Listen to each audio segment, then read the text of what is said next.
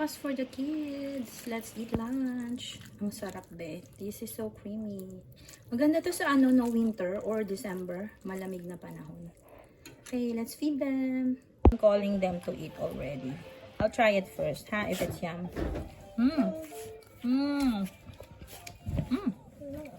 This is for David. Okay.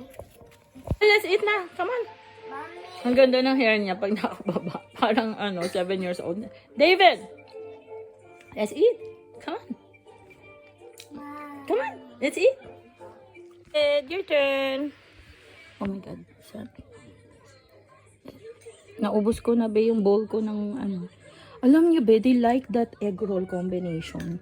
And before, it was just 5 egg roll yung dating nag-business. Mine, I added rice be kasi nga para naman, while they eat, there's rice. Pag walang rice, di ko alam, baka chop suey?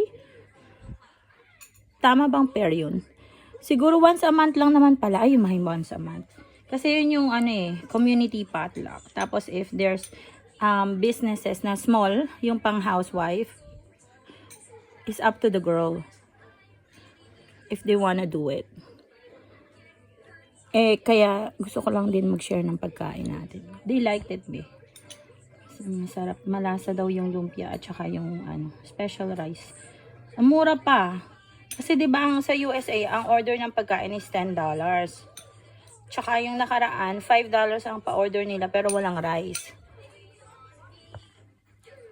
Okay? Ito, ginugulo niya yung mga ate niya, be. That's how he disturb his sisters. That's how he do it to me too. When I open my phone, he will do that to laptop or sa phone. Diba? Parang lang maoy. Maoy si David.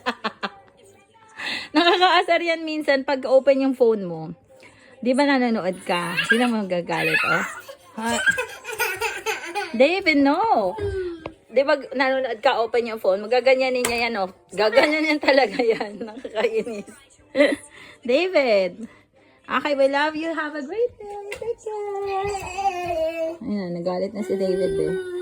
You have to eat more. Ay, ilalagay ko pa yan sa Pag next month yun yung community potluck. Tapos yung mga mini stores na gustong mag-sell ng mga housewife. Ilalagay ko yan, be, kasi cute siya. Diba? Okay, take care. We love you. Yan, be. Fish are great. Fish are great. Kaya alam pa niluluto ka, hindi ka makalagay ng style na nails. I'm going to feed them. Okay, we love you. Have a great day. Take care.